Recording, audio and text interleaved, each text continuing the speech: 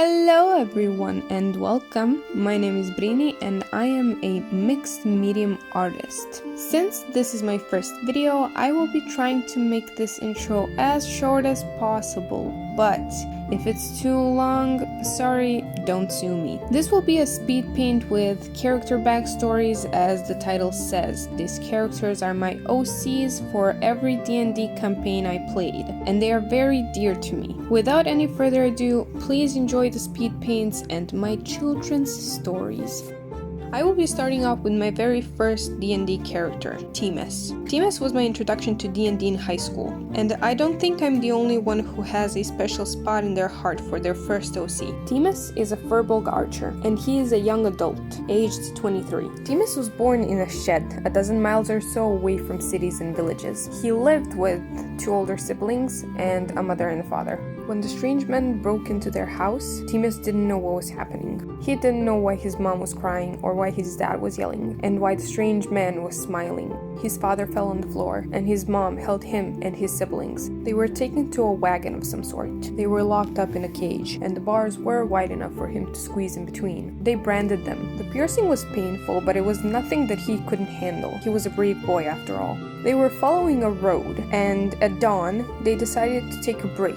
They couldn't be seen trafficking a family of four. Just outside the road, they settled in some bushes, taking turns sleeping. A couple of hours into their rest, a man taking watch walked off to relieve himself, but a moment of inattentiveness can lead to disaster. The fire spread in seconds, running, screaming, crying. The terrified family woke up, and Timus's mom, in a state of panic, pushed Timus in between the bars. She screamed and he ran into the woods, terrified, not looking back. He could still hear the screams and howls of dying people. Finally, he got so tired he couldn't take another step. His little legs were hurting and he was short of breath. A few hours later, he decided to go back to see if his mother and his siblings are okay. When he returned, he noticed the fire didn't spread. It stopped a couple of feet from camp, as if there was a wall preventing it from spreading further. He saw his mother leaning on the bars. Timus, now alone, pushed in between the bars. He cuddled up to his mother and siblings. He cried for a long time, waiting for his mother to start singing her lullaby, but she didn't. He never heard her voice again. The day passed, the night came and went. He just waited for death to come for him, like he did with his family. When the morning came, death didn't come, but a strange man. It was a human man. His hair was gray, and his face was wrinkly. He had kind eyes. He did notice Timus in that cage. He asked him to come out, and Timus did. There was nothing he could lose by that point. The man crouched down. He gave Timus a little flask of water. The man took him by the hand and led him to a wagon where a donkey was waiting. The man introduced himself as Walter and the donkey as Buck. He plopped Timus on the back of the wagon. He couldn't let the little boy walk. At that moment, Walter decided that he had a son. For years, Timus stayed with the two. Walter taught Timus to be a merchant. He traveled all over the world. As they do, people question, how could a human man be a father of a Furbolg? So, the boy started wearing a mask. He filed down his horns, and he tucked his tail between his legs.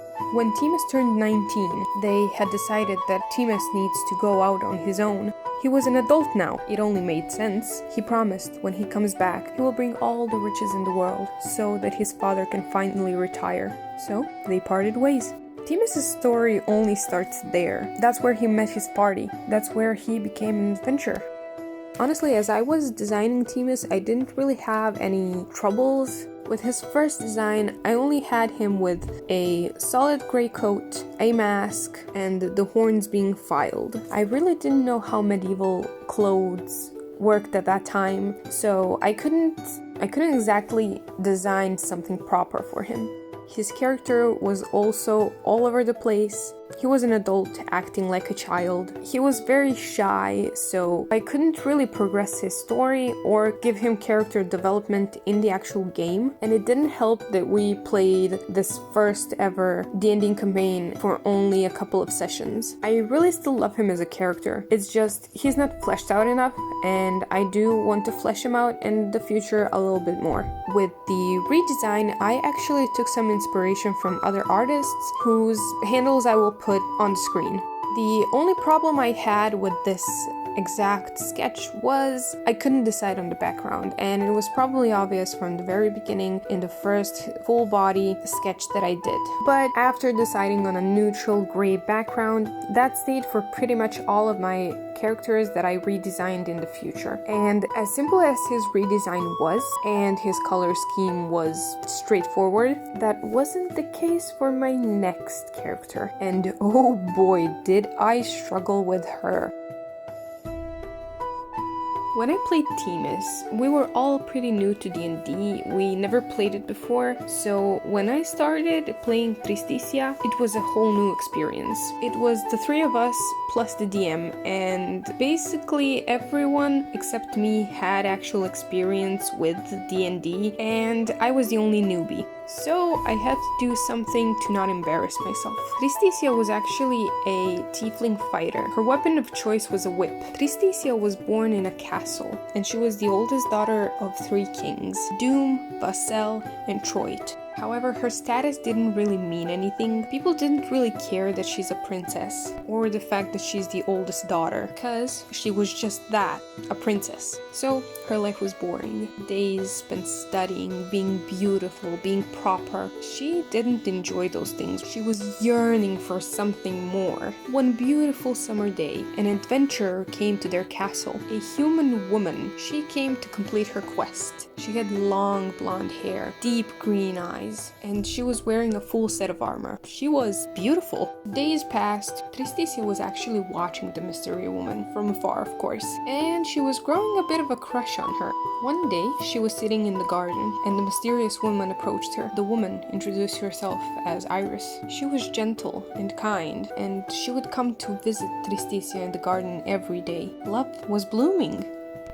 But all good things had to end, and Iris had to leave. She had to go back to her travels and her quests, but Tristicia couldn't let that happen. I mean, she loved Iris. She couldn't let her go just like that. So the two of them hatched a plan. They are gonna run away together. That night, Tristicia put a coat on and she jumped out through the window of her room. They got on a horse and rode away into the night. Of course, being sheltered her whole life, Tristicia wasn't really good at the whole adventure thing, and Iris noticed that, so they decided to live on a farm and retire. Caring for animals and gardening wasn't really the rush Tristicia was always yearning for, but she was spending time with Iris, and that was all that mattered to her. 3 years of living together, they were still very much in love, and while Iris was tending to the animals, Tristicia decided to wash their clothes in a river just outside the farm. After about an hour, the birds started acting very strange. They started flying deeper into the forest,